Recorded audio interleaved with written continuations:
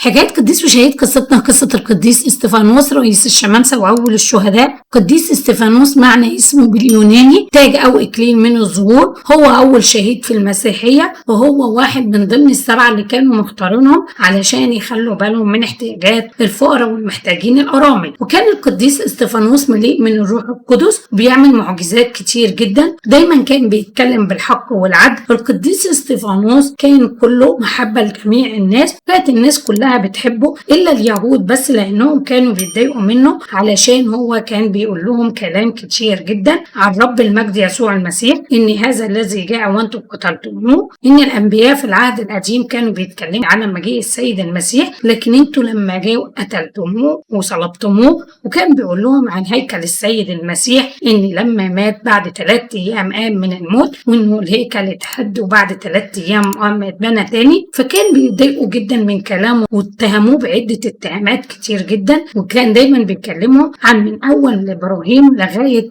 لما جه سليمان وبنى الهيكل، فهم كانوا بيتضايقوا جدا من الكلام ده. كان دايما بيقول لهم إن السيد المسيح ما بيسكنش في بيوت مبنية عادي، إن السيد المسيح ساكن في السماء، وإن الأرض هي موضع رجليه. فكانوا بيتضايقوا جدا منه. لما راحوا يرجموه كان معاهم شاول الطرسوسي قبل ما يبقى بولس الرسول، كان مضطهد جدا للمسيحيين، وفي الوقت ده كان شاهد على رجم استفانوس. كان فرحان جدا لما كانوا بيرجموه، وكان كمان واخد باله من لبسهم عشان يعرفوا يرجموا استفانوس. في الوقت ده استفانوس شاف السماء مفتوحة وشاف رب المجد وقال: ها أنا ناظر السماء مفتوحة وابن الإنسان جالس عن يمين الآب. فاتضايقوا منه جدا وقعدوا يرجموا فيه، وهو بيرجموا فيه كان فرحان ومبتسم، وكان يقول لربنا: يا رب لا تحسب لهم هذه الخطية. وبعديها استشهد القديس استفانوس في سنة 37 ميلاديا. وبركة القديس استفانوس تكون معانا، ولربنا المجد الدائم إلى الأبد، آمين.